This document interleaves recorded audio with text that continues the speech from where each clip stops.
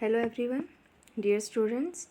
Today we are going to see the literary devices used in the poem Wind. As we have already read this topic in a previous poem, The Road Not Taken, so it would be easy for you to understand the topic which we are going to see in this poem today. So let's start and understand it, okay? So our first topic is personification.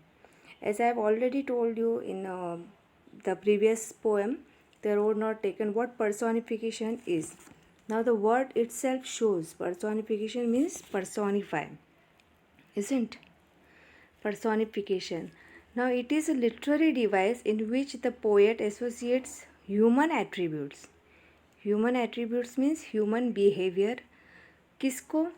Abstract idea. Abstract means we cannot be seen, only we can feel, like wind, dream, sleep, isn't, smell and all this. Or inanimate object. An inanimate object means whether it is a non-living thing, isn't? Or any natural phenomena, whether it is wind, fire, any natural calamity, isn't?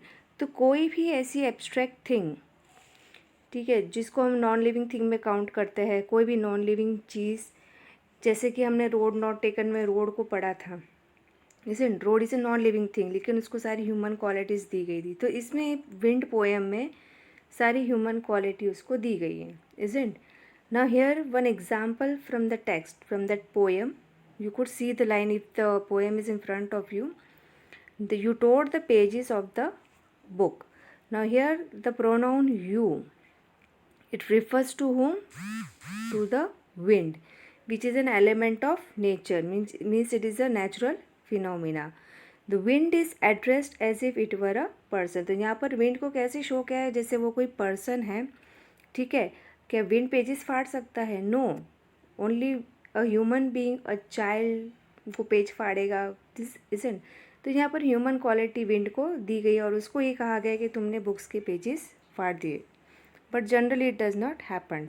So you tore the pages of the books. Then again see here, he makes. He is used for wind. He makes strong fires roar and flourishes, isn't? So the possessive pronoun he has been used to refer to the wind god, who is presented as a man with tremendous power and force that can be both destructive and productive. यानी कि यहाँ पर ही wind को refer कर रहा है, ठीक है, जो ये रिप्रेजेंट करता है जैसे कोई पर्सन हो जिसके पास बहुत ट्रेमेंडस यानी बहुत सारी पावर हो, एक फोर्स हो, स्ट्रॉन्ग पावर, जो डिस्ट्रक्टिव यानी जो किसी के नुकसान भी पहुंचा सकती है, एंड प्रोडक्टिव यानी कोई नई चीज़ भी प्रोडक्ट कर सकती है. Whether it could be destructive और प्रोडक्टिव, यानी वो नुकसानदायक भी हो सकती है या किसी के लिए काम भी आ सकती है.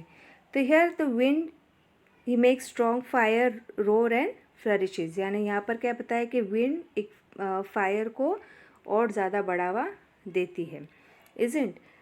सो this is which literary device? It is personification, means a non-living thing or inanimate object or a natural phenomena is represented as a person. Now next is metaphor.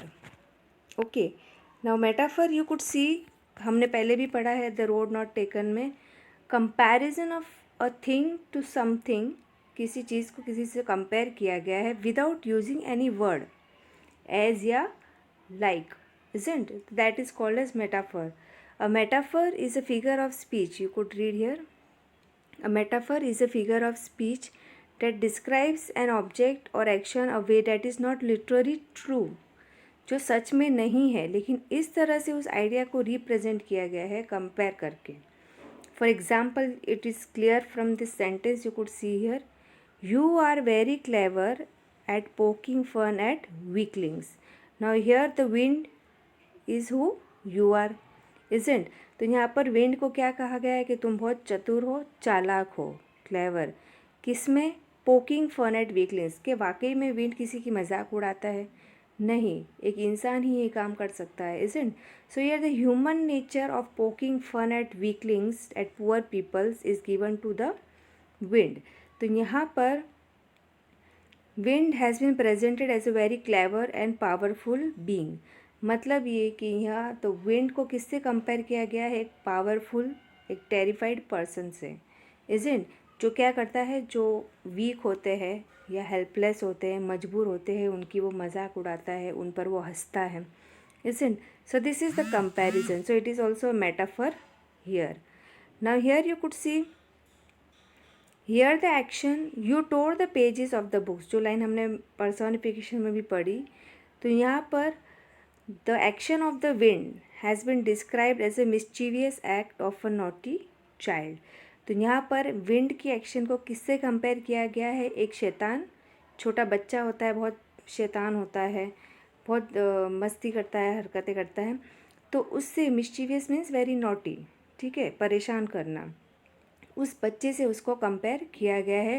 Who make a mess, mess यानी बिखेरा करना, सबको परेशान करना, चीज़ें तोड़ना, इधर उधर कूदना, इज़न्ट। तो यहाँ पर विंड को उस चाइल्ड से कंपेयर किया गया है। एवरीथिंग इन हीज और her playful but destructive way. Okay, so this is called as metaphor. Now next is, you could see, it is don't break the shutters, it is anaphora, isn't? Anaphora is that word, sorry, it is metaphor. अब ये जो आप देख रहे हो, it is anaphora, sorry, word could not be seen here, but this thing we have already read in the poem, previous poem, Road Not Taken, means the word which is repeated again and again. You could see here, don't, don't, don't, to make the word, to create a special effect or to emphasize something, isn't? तो poem को और impressive करने के लिए एक ही word हर sentence में की शुरुआत में बार बार रिपीट किया गया है। And you can also see the word crumbling is repeated several time here. Okay, so this is called as anaphora. Okay, anaphora. This is the literary device which makes the poem more effective, more interesting. Okay, so here the word crumbling is repeated a number of times. Clear? Now next is here. Now this is called as symbolism. ठीक है. Apart from being one of the powerful nature forces, wind can also be symbolize the adversities and challenges of life. जैसे कि हमने बहुत सारी चीज़ों में पढ़ा, सिम्बोलिज्म यानी किसी के लिए सिंबल का काम करना, ठीक है, सिग्निफाई करना कि विंड क्या चीज़ रिप्रेजेंट कर रहा है हमारे सामने. तो wind is representing that it is a powerful nature force. Okay, और ये भी बताता है कि लाइफ में कितनी एडवर्सिटीज़, कितने चैलेंजेस आते हैं जो बहुत सारा लाइफ में डिस्ट्रक्शन करते हैं, बर्बाद कर देते हैं. चाहे वो कोई नेचुरल कैलामिटी हो, किसी बिजनेस से बर्बाद होना, किसी का एक्सीडेंट से कुछ हो जाना, किसी पर्सन का लॉस हो जाना, loss of life and property and the consequent pain, बीमारी से हमेशा परेशान रहना. तो ऐसे बहुत सारी चैलेंजेस लाइफ में आती है. तो विंड वही चीज़ रिप्रेजेंट करता है, ठीक है. और there are other important symbols. Okay, there are other important symbols that the poet has used in the poem. For example, symbols of weak fires, strong fires. जो क्या रिप्रेजेंट करता है, वीक फायर्स किसके लिए होता है, कमज़ोर लोगों के लिए, और स्ट्रॉन्ग फायर स्ट्रॉन्ग लोगों के लिए स्टैंड करता है, ठीक है. Another symbol that the poet has used, another symbol that the poet has used is winnower, winnowing. अब विनोइंग का मतलब आपने पोएम में हमने पढ़ा ही था कि गेहूँ को उसके हस्क से अलग करना, isn't? और विंड क्या करता है, it plays a big role in this. When the winnowing is done with the help of wind, the husk of the grain is aparted from it. अपने आप हवा से वो अलग होके एक तरफ उड़ता रहता है. तो यहाँ पर विनोइंग का मतलब ये है कि the wind strikes everybody. Wind का काम है, ठीक है, और वो अपना काम करेगा, but we have to withstand what it is. हमको पावरफुली स्ट्रॉन्ग रहना है. ताकि विंड जैसी कोई भी पावरफुल चीज़ किसी कमज़ोर को नुकसान ना पहुंचा सके. Got it? This is called as symbolism. Next, last one we are seeing now. अभी तक हमने poetic devices पढ़े थे, sorry, literary devices, isn't, which makes the poem more interesting. Now we are going to see the poetic device.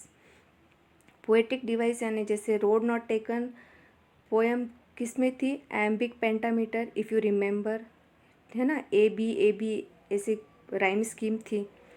और यहाँ पर जो rhyme scheme है, इट कंटेन्स 5 लाइन्स, यानी एक स्टेंजा में 5 लाइनें हैं, और इसको कहते हैं, this is called as Quentin.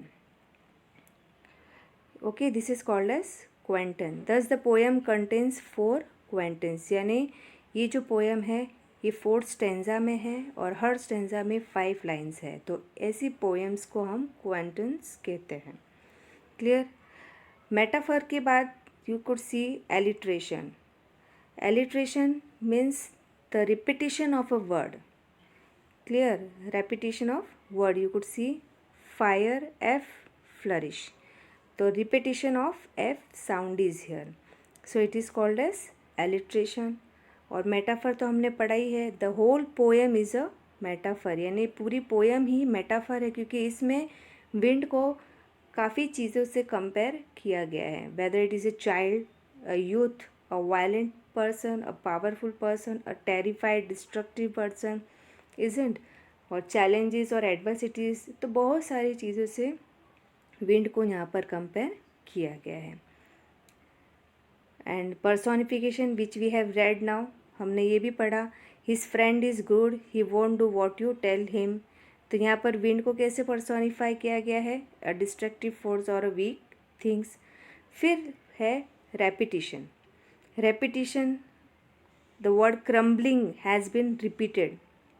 तो क्रम्बलिंग वर्ड एक ही लाइन में 2 या 3 बार रिपीट हुई है, तो उसको रेपिटिशन कहते हैं.